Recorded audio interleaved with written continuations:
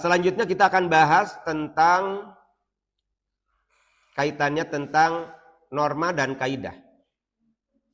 Asas, kaidah, dan norma. Ini agak berat. Oke. Tolong perhatikan nanti kaitannya dengan apa asas, apa kaidah, apa norma. Ya. Kita ini basic dalam konteks hukum. Jadi kalian kadangkala kita agak sulit untuk memisahkan mana asas, mana kaidah, mana norma. Ya, kita lihat asas.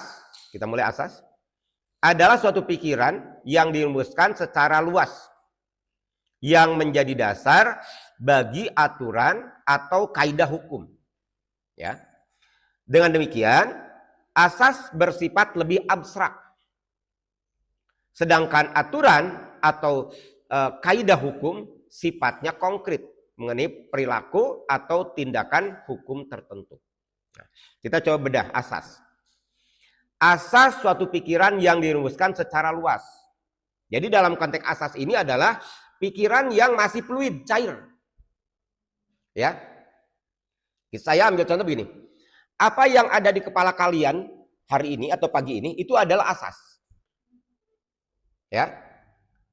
Dari mulai yang ada diisi kepalanya sedang menikmati kuliah, ada yang diisi kepalanya mikirin sarapan yang tadi belum selesai, yang ada diisi kepalanya yang tadi ngajemur baju takut hilang, ya baju baru takut hilang, yang ada di isi kepalanya bagaimana ya malam mingguan itu ke depan. Jadi ada di isi kepala kalian itu macam-macam.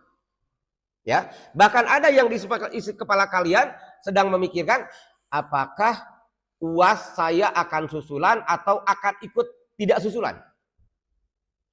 Ada di kepala kalian. Nah, ini adalah dikatakan sebagai asas. Jadi yang kumpul ini ada 20 orang ini, yang ada di kepala kalian ini adalah asas. Termasuk yang ada di kepala saya adalah asas. Karena asas itu adalah pikiran yang dirumuskan secara luas. Gitu. Jadi bahan mentah daripada norma adalah asas. Ya. Itu adalah asas. Kita ambil contoh yang lebih spesifik begini.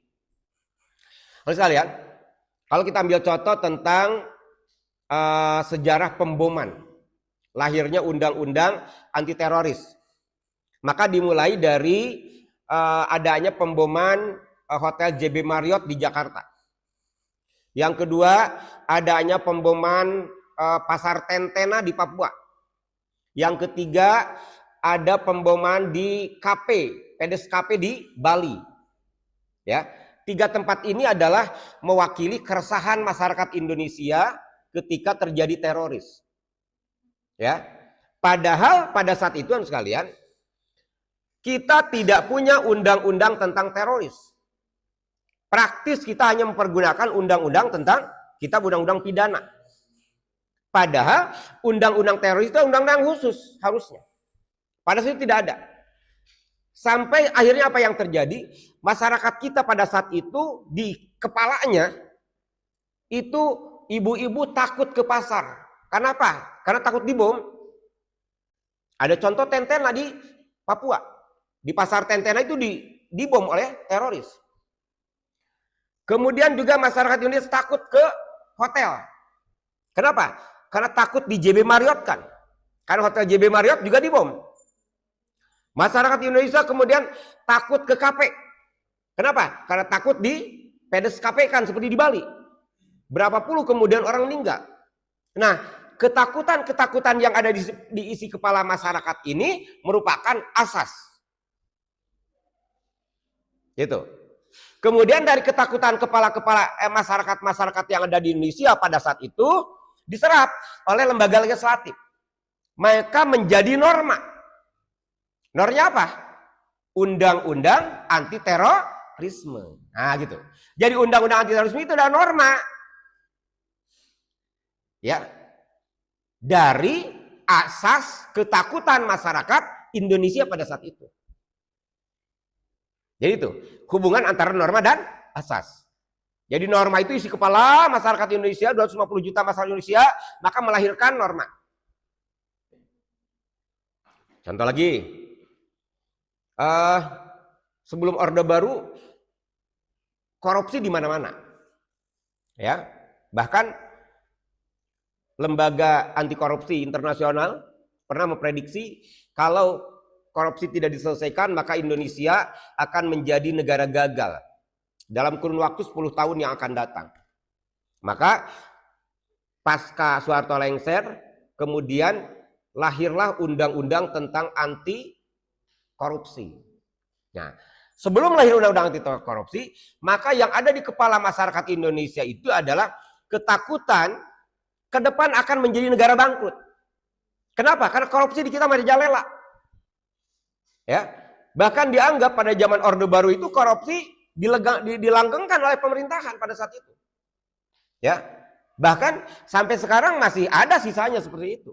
Ya, misalnya alokasi APBD, alokasi APBN, presentasi dan seterusnya itu masih ada sampai sekarang. Nah, kondisi kekhawatiran tentang bahaya korupsi ke depan dari masyarakat Indonesia itu adalah merupakan asas. Kenapa? Karena itu isi kepala 250 juta masyarakat Indonesia tidak semua juga berbicara tentang korupsi, tapi mayoritas dia khawatir tentang bahaya korupsi. Maka kekhawatiran itu dari asas itu melahirkan norma, ya, yang kemudian ditangkap oleh lembaga legislatif, oleh wakil-wakilnya. Maka keluarlah yang namanya Perpu Anti Korupsi yang kemudian diundangkan menjadi Undang-Undang Anti Korupsi. Nah, gitu. Jadi asas itu adalah pikiran yang dirumuskan secara luas oleh masyarakat, ya, melahirkan norma yang dituangkan dalam peraturan perundang-undangan. Nah, itu adalah asas dan norma. Gitu. Jadi kalau asas itu sesuatu yang fluid, cair. Ya, isi kepala kalian itu adalah asas. Semua.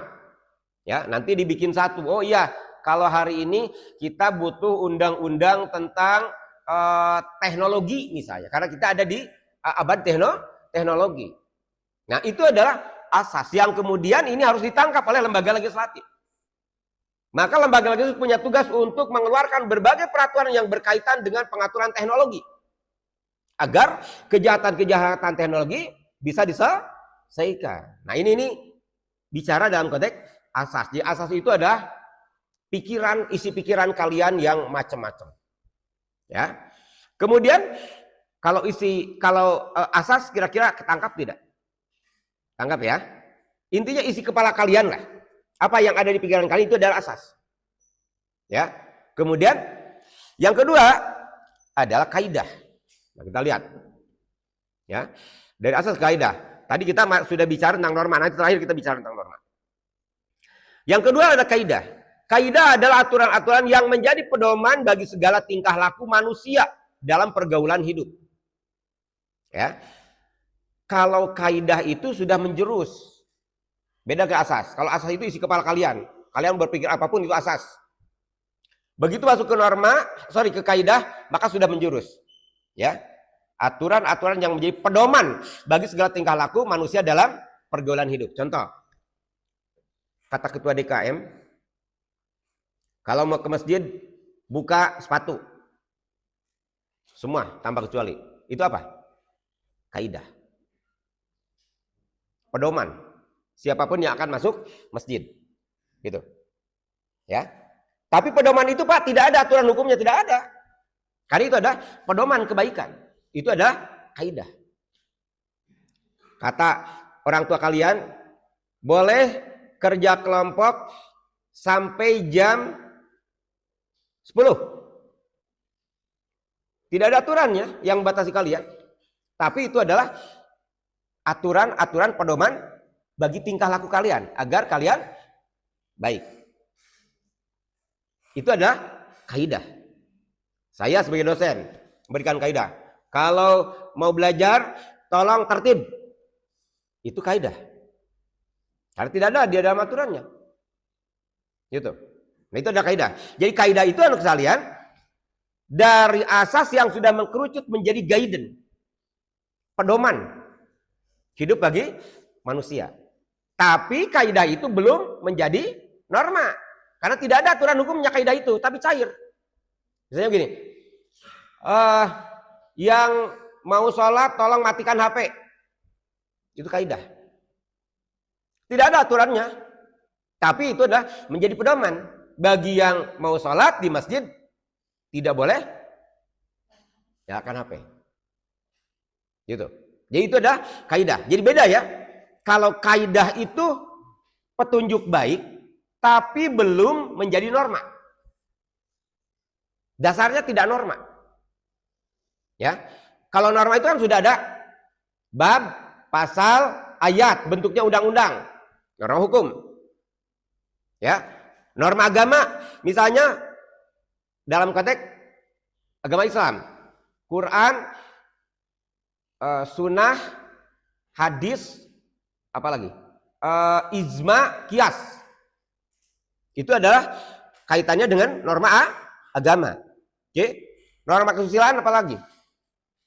Kaitannya dengan kepantasan, kepatutan. Itu kesusilaan. Ya. Asusila dan sesuai dengan susila. Oke? Norma kesopanan apa? Baik, buruk. Norma hukum salah, benar. Ya. Nah, itu adalah bicara tentang norma. Nah, dari kaidah maka turun ke norma. Kalau kaidah tadi perintah baik untuk tingkah laku manusia, tapi belum ada hukumnya, tapi perintah baik. Ya, itu kaidah. Ya. Misalnya gini, tadi. Kalau mau sholat, tolong matikan HP. Itu kaidah. Karena tidak ada aturannya. Kalau sudah norma beda lagi. Barang siapa pakai helm, barang siapa pakai motor harus pakai helm. Dasarnya apa? Undang-undang lalu lintas. Nah, gitu. Itu norma. Norma hukum. Jadi kalau norma itu adalah sudah ada aturannya. Norma agama tadi ada 5 aturannya. Al-Quran, sunnah, hadis, kemudian ijma dan kias. Sumber norma agama itu ada 5 tadi. Yang ini.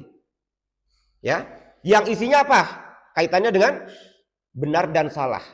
Surga dan neraka. Orang yang melakukan kebenaran maka mendapatkan surga. Orang yang melakukan kesalahan melaksanakan kesalahan maka neraka. Itu norma agama.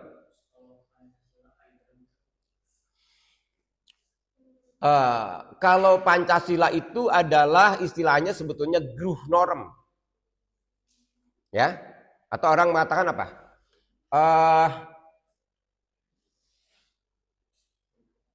Pandangan filsafat. Ya. Atau orang bisa mengatakan Pancasila sebagai kaidah bernegara bisa. Ya, sehingga Pancasila diposisikan sebagai posisi yang di atas daripada norma. Norma hukum, norma agama, norma susila, norma kesopanan. Maka di atasnya ada Pancasila. Gitu. Maka itu adalah nilai Pancasila. Maka kemudian Pancasila dikatakan sebagai apa? Istilahnya apa? Sebagai ideologi. Ya, apalagi selain daripada ideologi negara? Pandangan hidup. Jadi sebetulnya Pancasila itu lebih tinggi daripada kaidah. Karena posisinya adalah pandangan hidup. Ya. Karena yang kan kalau Anda lihat Pancasila itu sebetulnya kan ideal. Di Malaysia juga ada Pancasila. Apa namanya? Dulu kemarin saya ke Malaysia, saya sempat foto tapi lupa. Hampir sama dengan Pancasila. Ya. Jadi di Pancasila itu ketuhanannya ada. Ya. Kemudian yang kedua itu apa? Kemanusiaannya ada, persatuannya ada, keadilannya ada, apa lagi? Terakhir tuh kedaulatannya juga ada. Jadi 5 sila itu adalah merupakan pandangan hidup. Sebetulnya lebih tinggi daripada kaidah. Ya. Kalau kaidah itu sesuatu yang sifatnya praktis. Ya. Kalau Pancasila itu kan sebetulnya tidak praktis. Ya. Bahkan cenderung sulit dilaksanakan. Contoh. Yang pertama sila ketuhanan yang Maha Esa. Itu bahasa mudah diucapkan tapi sulit dilaksanakan. Hal sederhana begini. Kalian dari rumah mau ke kampus. Ya kan? Tiba-tiba kalian tadi mampir dulu misalnya di toko A. Ya. Untuk membeli sesuatu. Padahal dari rumah tujuannya ke kampus. Tapi kemudian mampir dulu ke toko A. Mengakibatkan akibat kalian mampir ke toko A mengakibatkan ke kampus menjadi terlambat. Dalam perspektif manusia selesai. Ketika kalian mengatakan, Pak mohon maaf terlambat karena saya macet, selesai. Tidak ngomong, saya beli ke toko A dulu. Saya sebagai manusia bisa dikibulin. Selesai. Tapi pertanyaannya, apakah Tuhan bisa dikibulin? Tidak. Atau hal sederhana. Kalian dari rumahnya berangkat ke kampus. Tiba-tiba ada teman yang lain yang ngajak main. Ya sudahlah main. Telepon ke rumah, Mah hari ini sedang kuliah. Padahal kalian ada di Cibodas misalnya. Ya, atau di KP. Ya, mata kuliah siapa? Mata kuliah ilmu negara Pak Dedi rame. Ya kan? Orang tua kalian selesai bisa dikibulin. Ya, tapi pertanyaannya apakah Allah bisa tidur? Tidak. Ini sekali lagi pengamalan sila pertama. Jadi ketuhanan yang Maha Esa itu gampang diucapkan, sulit untuk dilaksanakan. Hal-hal kecil. Ya, belum lagi kalau kita bicara hal-hal gede, misalnya apakah orang yang korupsi itu tidak mengenal Tuhan? Apakah orang-orang yang korupsi itu tidak pernah memahami tentang sila ketuhanan yang Maha Esa? Dia adalah orang yang paham. Karena pejabat itu kan ada apa? Ada pelatihan yang berkaitan dengan itu. Misalnya dulu ada namanya belajar P4. Ya. Cerita tentang Pancasila dibikin P4 dulu. Para pejabatnya tetap aja korupsi. Nah, ini problemnya internalisasi nilai daripada sila-sila itu gitu. Nah, ini yang menjadi masalah. Jadi gampang diucapkan Pancasila itu, sulit dilaksanakan. Ya. Hal yang menarik sekarang misalnya coba Anda cermati di Aceh. Sila ketiga Persatuan Indonesia. Ya. Sekarang dengan adanya bencana Aceh itu hampir terjadi sekarang disintegrasi. Kenapa? Karena GAM sudah muncul lagi kan? Coba Anda lihat di media sosial sekarang. GAM sudah ada, bendera GAM sudah mulai ada. Orang kemudian membawa atribut GAM sudah biasa sekarang. Dulu tidak ada. Artinya kan ada masalah ini. Kemudian ini ini lagi diperkuat dengan datangnya Prabowo, datang langsung ke Aceh. Kedua kalinya untuk menyelesaikan problem di Aceh. Artinya begitu pedulinya seorang presiden datang ke Aceh menghadapi itu. Ada apa? Nah, kalau kalian baca, oh ternyata kalau ini tidak bisa diselesaikan oleh pemerintah pusat, maka ancaman disintegrasi akan datang. Gitu. Karena sekarang sudah mulai kan? Ya, kalau di Papua sudah jelas karena ada perlawanan, ya. Gitu. Tapi kalau di Aceh kan sekarang sudah mulai. Ya. Bahkan dulunya Mujakir Manap itu gubernur itu adalah ketua GAM itu, komandan GAM. Ya. Nah, ini contoh sekalian bahwa sila persatuan Indonesia itu gampang diucapkan tapi sulit dilaksanakan. Ya. Jadi inilah yang dikatakan Pancasila itu sebagai dasar negara. Sebagai guidance daripada negara, lebih daripada kaidah sebetulnya. Gitu. Ya, jadi itu kira-kira. Baik, kita teruskan. Jadi sekali lagi, norma adalah pikiran yang masih cair. Pikiran kalian adalah norma. Asas. Ya. Kemudian dari asas itu kemudian turun ke kaidah. Kaidah itu adalah aturan-aturan baik bagi tingkah laku manusia, tapi belum dinormakan. Ya. Aturan tentang proses perkuliahan, aturan tentang pelaksanaan sholat, aturan tentang penggunaan masjid, itu adalah bagian daripada kaidah. Oke. Nah, yang terakhir adalah norma. Norma apa? Peraturan-peraturan hidup yang dipengaruhi tingkah laku manusia, peraturan-peraturan hidup. Maka peraturan hidup itu kemudian dibagi menjadi norma agama, norma kesusilaan, norma kesopanan, dan norma hukum. Norma agama berkaitan dengan apa? Surga dan neraka. Norma kesusilaan berkaitan dengan apa? Kepantasan dan kepatutan. Ya, jadi susila itu adalah patas pantut. Kemudian norma kesopanan berkaitan dengan apa? Baik dan benar. Norma hukum berkaitan dengan benar dan salah.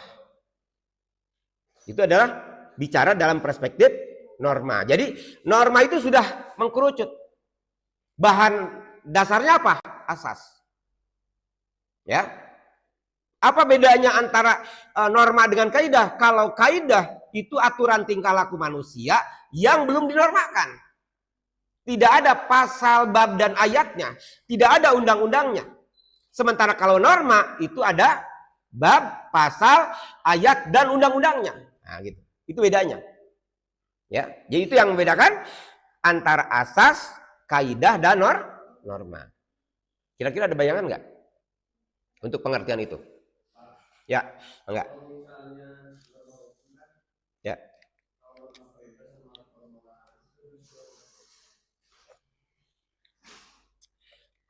Norma. Ya. Norma perintah dan larangan itu adalah merupakan bagian daripada norma hukum. Bukan norma hukum, bagian daripada norma hukum. Ya. Misalnya gini, di dalam norma agama, sholatlah sebelum Anda disolatkan orang lain. Itu apa? Perintah. Dalam norma hukum, apa? Kalau Anda pakai motor harus pakai helm. Itu adalah perintah. Itu dalam konteks norma hukum. Ya.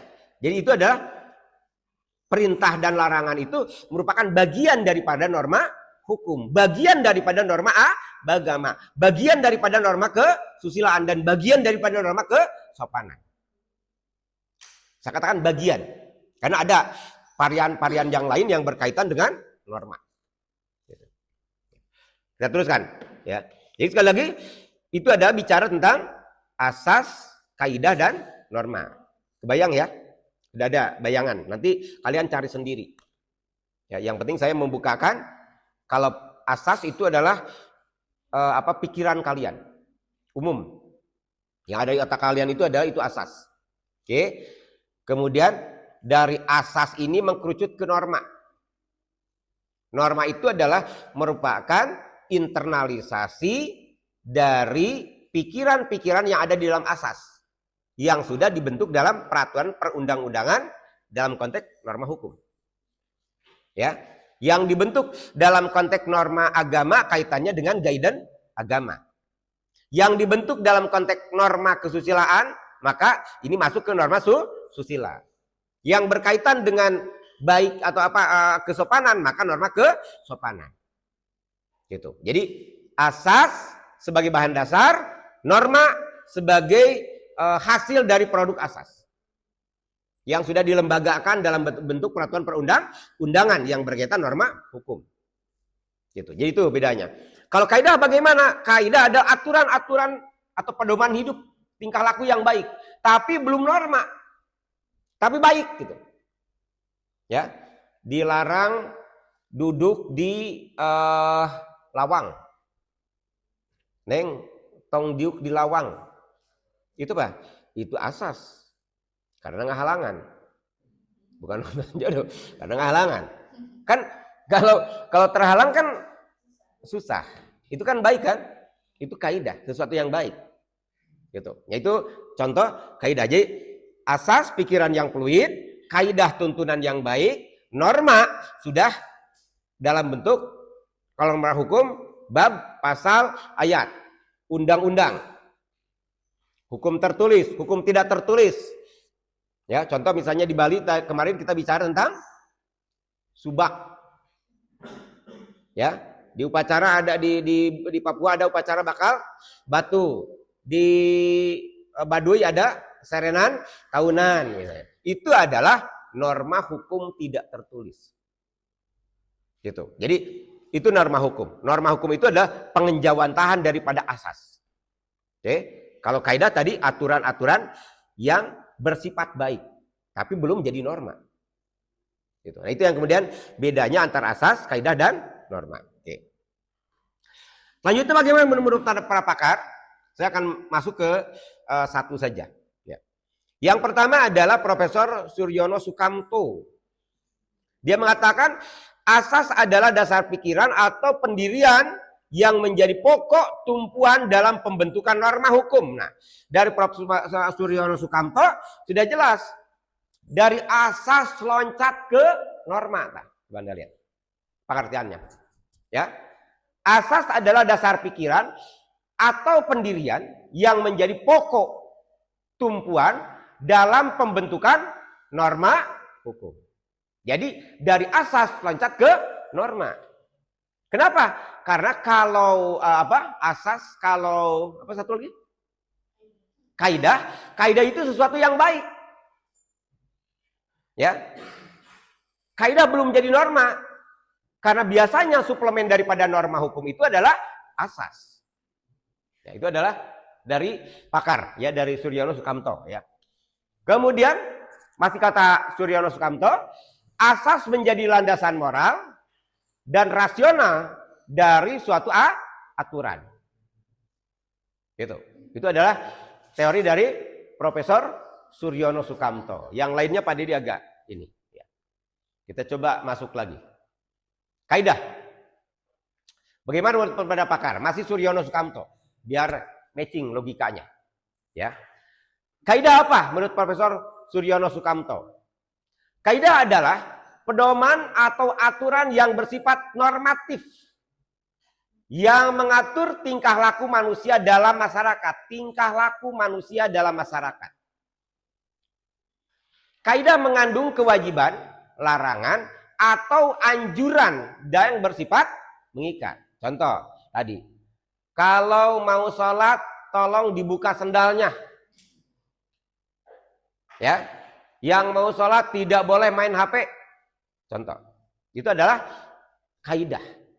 Ya, tidak ada dasar hukumnya, tapi untuk suatu kebaikan boleh disampaikan itu, gitu. Ya, itu adalah kaidah. Oke, ya. Kemudian kita coba loncat ke norma terakhir. Suryono Sukamto masih supaya logikanya nyambung. Nanti materi saya sampaikan biar Anda pelajari. Yang penting saya memakai tiga-tiganya Suryono Sukamto biar nyambung logikanya. Ya. Kata Profesor Suryono Sukamto, norma adalah perangkat aturan. Nah, di sini yang berisi petunjuk-petunjuk tentang bagaimana seseorang harus membentuk, bertindak dalam masyarakat. Perangkat aturan. Maka perangkat aturan dalam konteks norma ini kemudian memberikan 5 norma, perangkat norma aturan. Enggak. Yang pertama tadi ada norma hukum. Yang kedua ada norma susila. Yang ketiga ada norma kesopanan. Yang keempat ada norma hukum. Itu adalah perangkat aturan. Sehingga beliau mengatakan norma itu adalah perangkat aturan. Terdiri pada 4 tadi. Norma hukum, norma susila, norma kesopanan, dan norma agama. Ya, itu ada perangkat aturan. Di dalam perangkat aturan itu apa isinya? Petunjuk-petunjuk tentang bagaimana seseorang harus bertindak dalam masyarakat. Maka dalam norma agama, petunjuk-petunjuk ini dibagi 2. Yang pertama habluminanas, hubungan antar manusia. Yang kedua habluminallah, hubungan antar Allah dan manusia. Nah gitu. Itu dalam konteks norma agama. Itu yang dikatakan berisi petunjuk-petunjuk tentang bagaimana seseorang harus bertindak dalam masyarakat. Maka dalam konteks norma agama dua. Hablum minanas, hablum minallah. Kalau dalam konteks norma hukum bagaimana petunjuknya? Maka yang pertama benar dan salah tentu. Ya. Benar menurut hukum. Salah menurut hukum. Ya. Karena kalau norma-norma hukum tidak menyentuh norma Tuhan, beda dengan norma agama. Kalau agama pasti ada dua perspektif. Kebenaran manusia dan kebenaran Allah sebagai pencipta. Ya, maka tadi dirangkum dengan hablum minanas dan hablum minallah. Ini adalah yang dikatakan petunjuk-petunjuk tentang bagaimana seseorang harus bertindak dalam masyarakat. Sehingga kalau kita mempergunakan norma agama, mohon maaf, kebenaran bagi kita tidak hanya kebenaran dalam perspektif manusia saja. Gitu. Ada kelebihannya. Akuntabilitas kebenaran kita itu akan dipertanggungjawabkan di atas. Saya ngomong begini di depan kalian tidak hanya memenuhi kewajiban saya sebagai dosen saja, tapi saya harus bertanggungjawabkan kepada yang di atas. Jadi itu adalah perspektif petunjuk-petunjuk tentang bagaimana seorang harus bertindak dalam masyarakat dalam kaitannya norma agama. Kalau norma hukum hanya salah benar. Ya, saya melaksanakan proses perkuliahan ini berdasarkan kepada undang-undang guru dan dosen. Kalian melaksanakan proses perkuliahan ini hanya berdasarkan undang-undang Sisdiknas. Tidak melaksanakan perkuliahan salah, melaksanakan kuliahan benar. Itu. Hanya itu. Kalau norma hukum, karena prinsipnya hanya benar dan salah. Nah itu yang kemudian bicara dalam konteks norma versi norma menurut Suryono Sukamto. Norma berfungsi sebagai alat kontrol sosial. Kata beliau, ya, norma sebagai alat kontrol sosial. Ya, tadi bicara tentang benar dan salah, bicara tentang surga dan neraka, itu alat kontrol. Ketika kita akan melakukan aktivitas, kira-kira benar enggak sih? Oh iya, menurut agama ini dosa. Jadi kita tidak akan melakukan kesalahan karena kita tahu ada norma agama. Dalam konteks norma hukum benar atau salah sih? Ya. Jadi kita akan berpikir ulang, oh iya, kalau saya melakukan ini maka saya akan dihukum. Maka itu berarti sebuah kesalahan. Itu alat kontrol bagi kita. Kontrol sosial. Maka di sini masih kata Suryono Sukamto, maka fungsi daripada norma itu sebagai alat kontrol sosial. Gitu. Jadi kita melakukan sesuatu itu berdasarkan kepada norma yang kita pahami. Ya, misalnya saya pakai pakaian ini kira-kira pantas atau patut? Patut apa? Norma kesusilaan apa? Patut apa? Norma kesusilaan itu apa tadi? Enggak, kesusilaan. Pantas, patut. Ya. Kepantasan dan kepatutan. Jadi, misalnya alat kontrol sosial. Kita pakai pakaian ini kira-kira pantas, patut tidak? Ya. Bandingkan kalau misalnya ke kampus pakai bikini, pantas patut tidak kira-kira? Tidak pantas, tidak patut. Melanggar hukum tidak? Tidak. Ada tidak yang membolehkan kalian pakai bikini ke kampus? Oh. Nggak ada. Kalian boleh pakai bikini ke kampus, tapi problemnya pantas patut tidak? Tidak pantas, tidak patut. Karena bikini hanya ada di kolam renang di kita. Itu bicara tentang kontrol sosial. Pantas dan patut itu yang menyampaikan siapa? Orang lain. Kata kalian, si Pak Dedi pakaiannya itu matching. Itu pantas dipakai ke kampus. Kalian yang akan menjadi kontrol sosial. Ada lagi orang itu pakai bikini ke kampus, wanian.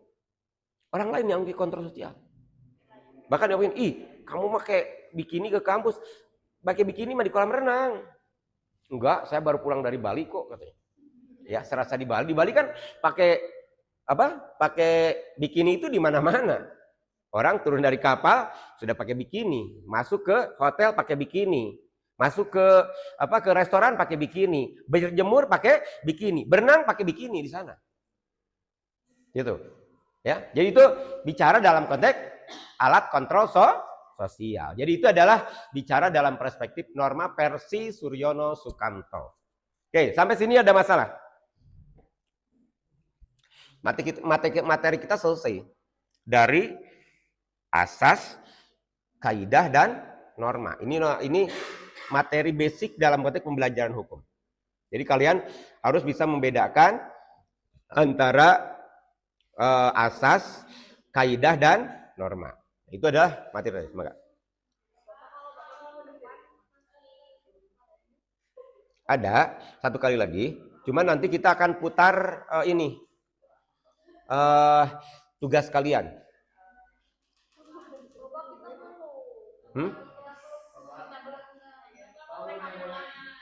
Rekam ulang.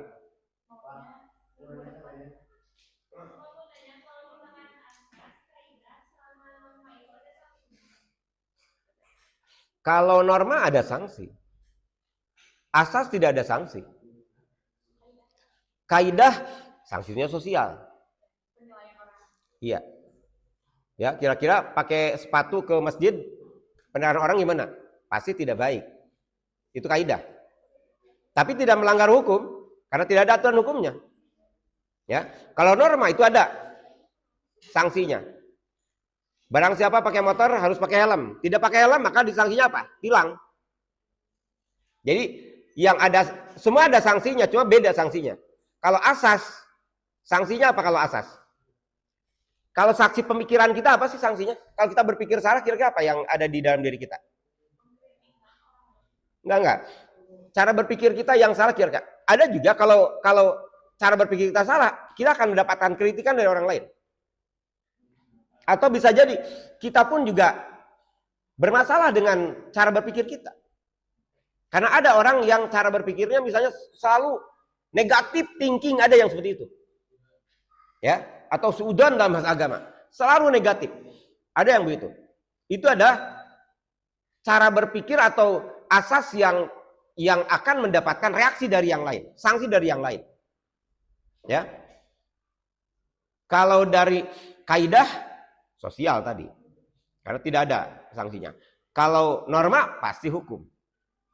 Jadi ada masing-masing tersebut. Cuma tergantung kepada tadi. Kalau yang paling sulit sebetulnya adalah asas. Karena asas itu adalah isi kepala kita, pikiran kita. Tapi sebetulnya dalam konteks pidana, pikiran bisa dipidana.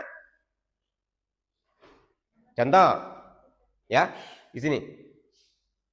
Kalian tidak suka dengan si A.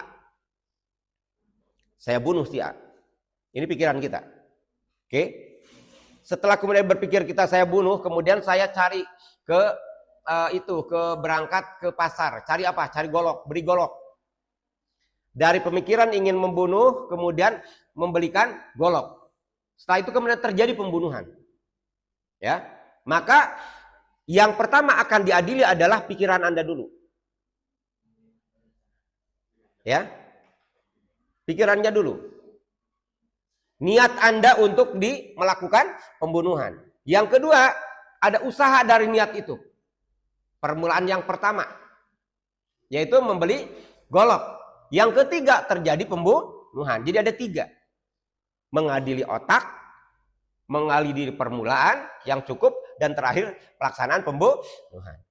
Jadi dalam konteks pidana, asas atau pikiran itu bisa dipidana. Tapi tadi limitatif, tidak semua.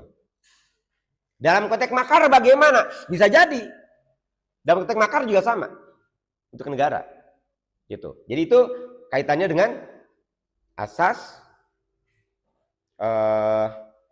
dan norma. Terutama itu 2 hal. Ya, begitu. Bagi yang terakhir, untuk yang presentasi, Pak Didi minggu terakhir nanti akan memberikan satu materi terakhir, ya. Berarti terakhir bagi yang akan mengambil dokumentasi, berarti minggu yang akan datang. Sambil nanti kita diakhiri akan membahas tentang kisi-kisi. Oke, jadi sebelum kisi-kisi nanti materi dulu, ya.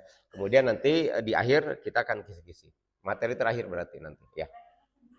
Masih bisa, karena masih materi terakhir. Ya, jadi satu minggu yang akan datang. Setelah itu kalau tidak salah ada libur. Karena kalau UAS itu ada libur 1 minggu untuk persiapan. Ya, oke. Ada yang lain? Pertanyaan yang lain? Ya, enggak, silakan. Norma kan asalnya dari asas. Ya. Kenapa asas tidak masuk bentuk norma seperti bab, pasal, dan ayat? Padahal pasal dan ayat ya. Undang-undang itu kan dari norma dan norma ya. Itu dari asas sebelumnya. Ya. Kalau asas itu tidak mengenal bab, pasal, dan ayat, karena itu adalah cara berpikir kita. Ya, berpikir kita itu kan tidak runtut seperti itu. Beda kalau sudah jadi norma kan harus runtut memang. Ada babnya, ada pasalnya, ada ayatnya. Itu dalam konteks norma hukum ya terutama. Kalau dalam pemikiran kita kan tidak. Kalian suka sama seseorang kan tidak runtut juga. Suka sama si A. Misalnya begini, kalau runtut, oh mulai dari atasnya kerudungnya, matanya, hidungnya, itu kan runtut. Sedetil itu enggak kalau kalian suka sama seorang? Enggak juga. Tiba-tiba suka sama seseorang, itu ada pikiran. Itu adalah asas. Jadi asas itu tidak seruntut itu. Pikiran apapun yang ada di kepala kalian, itu ada asasnya. Ya, baru dari pikiran banyak orang dalam satu fokus yang sama melahirkan norma. Contoh tadi, kekhawatiran daripada masyarakat Indonesia, pikiran masyarakat Indonesia kaitannya dengan bahayanya bom dari teroris. Ya, tentang bahayanya teroris itu kan pikiran daripada banyak orang, 250 juta masyarakat. Kemudian itu disarikan oleh para legislator kita, wakil kita di DPR. Maka kekhawatiran itu melahirkan sebuah produk perundang-undangan, undang-undang tentang anti teroris. Jadi undang-undang anti teroris itu adalah merupakan pengejawantahan dari asas-asas yang ada di kepala 250 juta masyarakat Indonesia yang khawatir tentang teroris. Gitu. Pertanyaannya apakah itu saja? Ya tentu tidak. Di dalam isi kepala kan tidak semua bicara tentang teroris. Ibu-ibu khawatir cabai naik. Ibu-ibu khawatir tentang harga ikan naik. Ikan di isi kepala kalian juga ada yang lain macam-macamnya juga.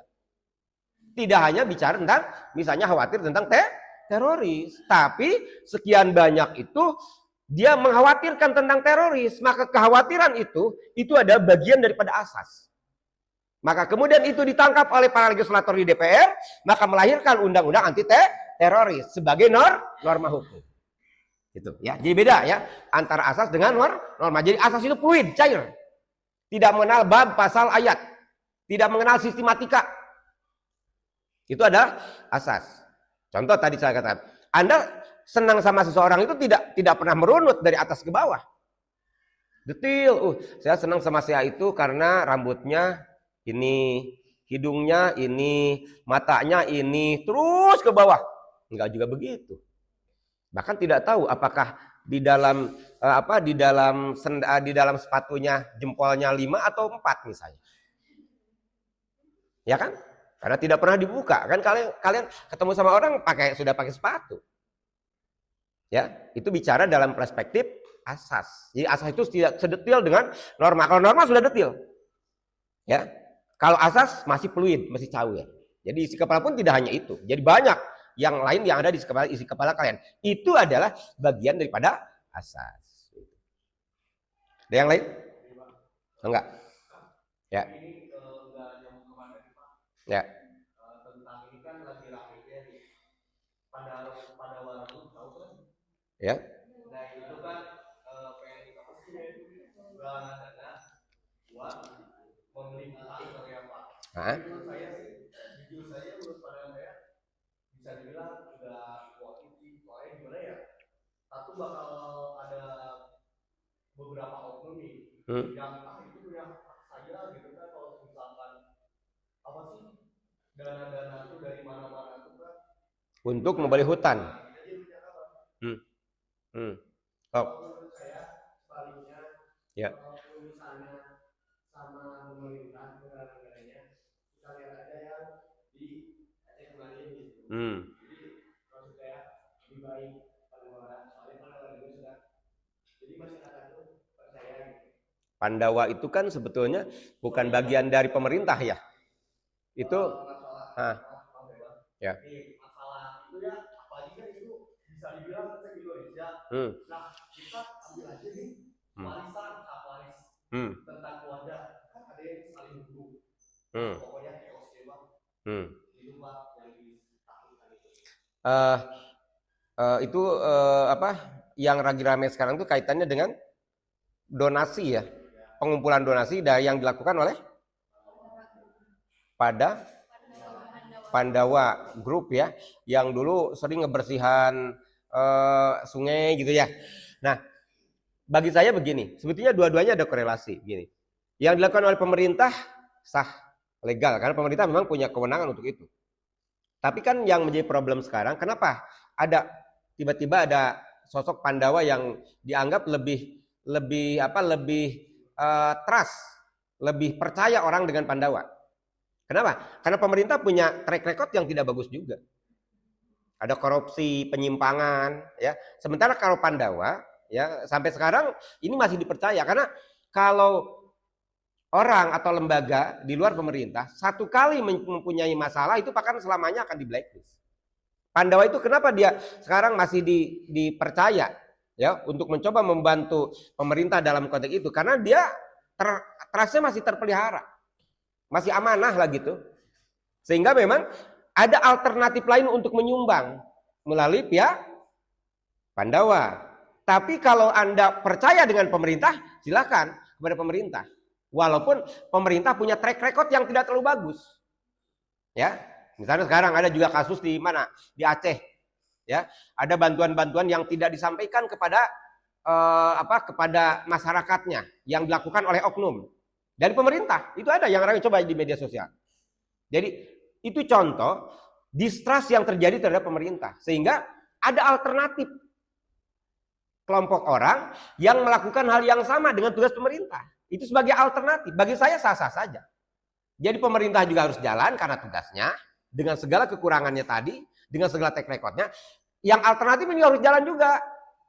Karena tidak mungkin dilaksanakan oleh pemerintah semua gitu maksudnya. Ya, soal nanti ada penyimpangan atau berpotensi ada penyimpangan, tidak penyimpangan itu soal lain. Kalau di masyarakat sekali dia cacat, sekali dia menyimpang, maka jangan harap dia bisa dipercaya lagi. Kenapa Pandawa ini sekarang dianggap dipercaya oleh masyarakat? Karena dia termasuk orang atau kelompok orang yang amanah. Dia ngomong, yuk bersihkan sungai, turun ke sungai. Yuk bersihkan di mana? Pelabuhan Ratu kemarin, ya. Yang lagi ramai sampah-sampah di itu. Turun semua gitu. Nah, artinya kan ada trust dari masyarakat kepada orang itu. Walaupun orang itu bukan siapa-siapa. Bukan pemerintah, karena yang harus melakukan itu adalah pemerintah. Kenapa pemerintah sekarang terkendala? Karena pemerintah sekarang mengalami proses distrust, ketidakpercayaan. Ya. Korupsi bantuan itu sudah lumrah.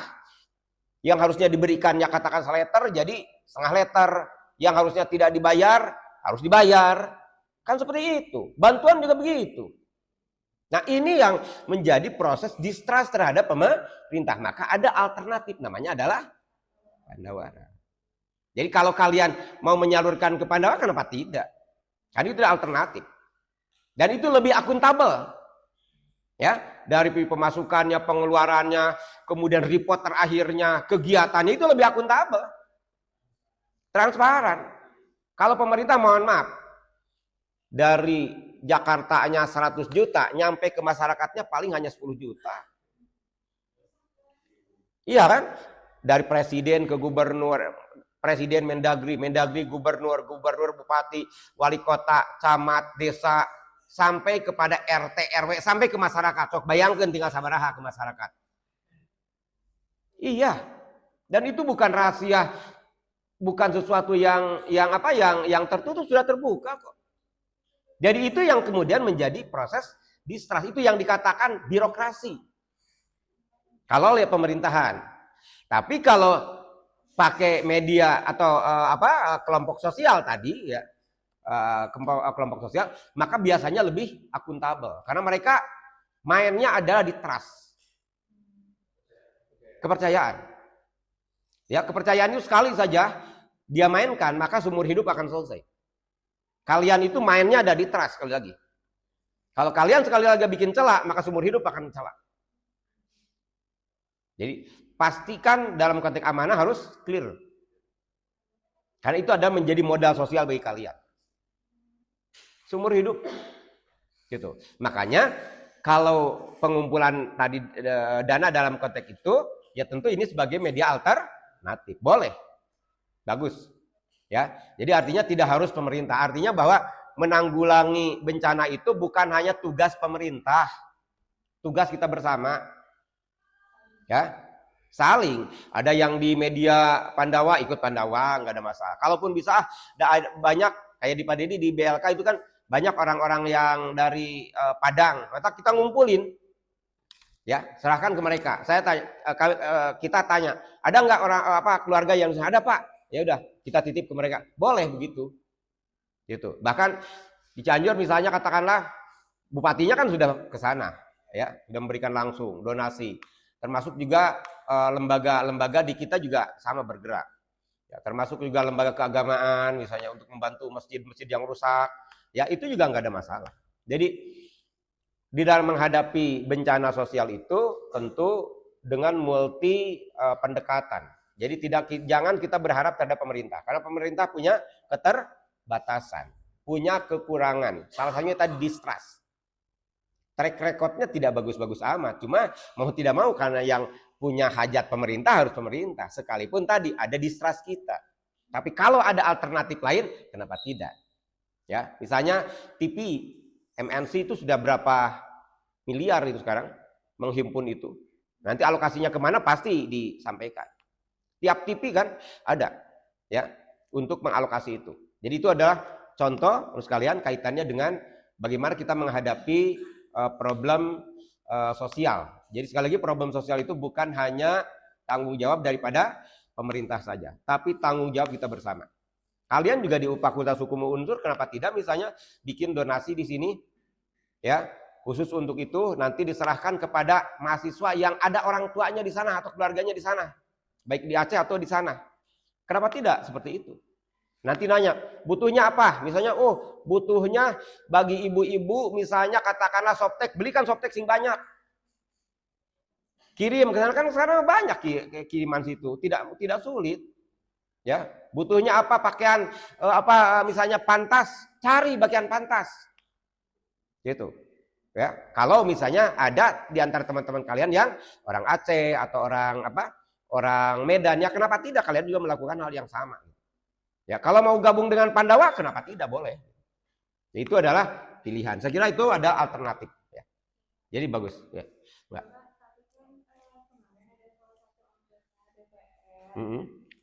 Nyindir salah satu konten kreator namanya Ferry Irwandi bilang gitu kayak orang yang cuma datang sekali seolah-olah paling bekerja di Aceh padahal negara udah hadir dari awal, ada orang baru datang baru bikin kok ngomong pemerintah nggak ada padahal pemerintah udah bikin satu di sana. Itu gimana menurut Bapak? Ferry Irwandi itu udah donasi masuk itu kayak sebagai udah ngekoordinasi donasi masyarakat sebanyak 10 miliar tapi anggota DPR-nya malah nyindir kayak gitu. Ya sebetulnya kan kalau kaitannya dengan kebebasan berpendapat kan sah-sah saja sebetulnya. Tapi kan tadi di era media sosial sekarang kan semua kan tidak ada yang gratis. Jangankan kita memberikan donasi ke Aceh, ya kita memberikan sesuatu kepada katakanlah pemulung itu kan sesuatu yang kemudian bisa menjadi konten. Jadi artinya di era sekarang harusnya kita berpikir sah-sah saja. Beda lagi kalau dulu belum ada media sosial. Orang kan sebelum ada media sosial kan kalau memberi itu kan di dalam bahasa agamanya memberi dengan tangan kanan, maka tangan kiri tidak boleh tahu kan? Tangan saja antara satu yang lain tidak boleh tahu. Tapi sekarang tidak bisa. Di era media sosial itu kemasannya adalah apa? Dalam konteks bersodakoh itu apa? Menggema atau menjadi apa? Menjadi apa? Kalau nilai baik yang harus diketahui oleh banyak orang. Yang kata siar. Ya. Bisa jadi berhusnudon kita, orang melakukan bantuan walaupun sekali, kemudian dipublikasikan di dalam media sosial, bisa jadi kita berpikir itu adalah bagian daripada siar. Mendorong orang untuk memberi, sekalipun hanya sekali. Nah, harusnya cara berpikir anggota dewannya seperti itu gitu. Ya. Tapi tidak salah juga anggota dewan mengkritik. Seperti itu, ya. Artinya itu hak dia. Tapi harusnya kalau kita bicara dalam perspektif idealnya sebagai anggota dewan, karena tadi ya kita berpikir husnudon saja. Deddy Mulyadi ke sana kemudian di medsoskan, dipiralkan, ya. Itu adalah bagian daripada siar. Kita berpikir positif, itu bagian daripada siar. Ya. Karena dia memberikan sesuatu. Sekalipun tadi kata anggota dewan itu dia memberikan satu kali, pemerintah anytime di sana ada, tidak dipiralkan, tapi di era sekarang tidak bisa. Tidak ada yang tidak viral. Gitu. Jadi harusnya memang mengkritik boleh, hak dia, tapi harusnya punya kecerdasan sosial yang lebih. Ya, di era sekarang tidak ada yang tidak viral. Gitu. Jadi itu kira-kira ya. Ya, Bang, enggak? Ya.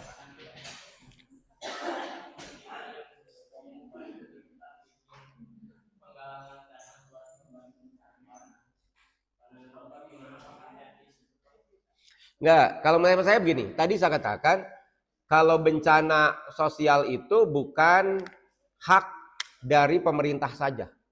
Siapapun boleh melakukan itu, sejauh dia melakukan itu dengan baik. Jadi siapapun juga boleh. Ya, termasuk tadi saya katakan mahasiswa juga boleh untuk melakukan penggalangan dana untuk peduli Aceh, peduli itu. Enggak apa, itu kan bagian daripada empati kita. Itu kan mengasah empati kita. Ya, tadi saya katakan dana pemerintah itu terbatas, Pak. Terbatas. Artinya kan di dalam menyelesaikan problem bencana ekologi itu butuh dana besar. Dan dana pemerintah terbatas. Kita ambil contoh, kenapa Aceh kemudian sampai dalam tanda petik mengancam akan terjadi disintegrasi kalau tidak ditangani oleh pemerintahan pusat. Karena dana yang tersisa di dalam APBD Aceh tahun 2025 ini hanya tersisa 7 miliar. Kalian boleh cek. Bayangkan uang 7 miliar bisa tidak menyelesaikan kasus Aceh sekarang. Tidak bisa.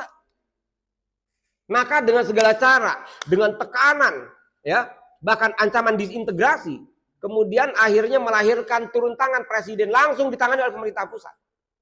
Itu adalah kalau kita hanya berpatokan kepada pemerintah. Artinya kalau ini tidak bisa ditangani oleh pemerintah karena ada keterbatasan anggaran, maka kemudian siapapun boleh melakukan. Dan jangan lupa, kebaikan itu tidak bisa tidak bisa dibatasi. Kebaikan itu. Siapapun boleh. Yang penting tadi tujuannya ingin membantu. Boleh gitu.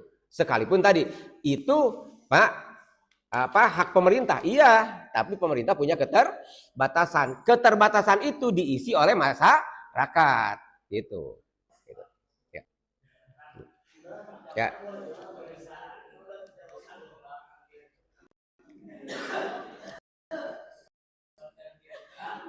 Ya, itu next. Kelihatannya itu juga akan menjadi concern pemerintah. Pasti itu. Karena tadi kita bicara bencana ekologis. Next, setelah ini selesai recovery, baru nanti penyebabnya siapa ini? Perusahaan mana? Ini pasti akan berhadapan-hadapan dengan hukum. Kayak gitu. Ya. Ya.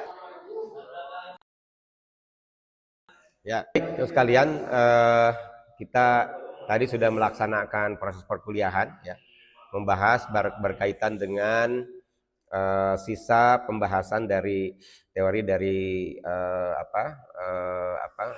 Profesor yang berkaitan dengan hukum fungsi hukum ya. Dan kemudian kita tutup dengan bahasan kaitannya dengan asas dan norma yang sudah kita tadi bahas. Mudah-mudahan ini bermanfaat bagi kita semua ya. Itu saja materi yang disampaikan hari ini. Terima kasih. Wassalamualaikum warahmatullahi wabarakatuh.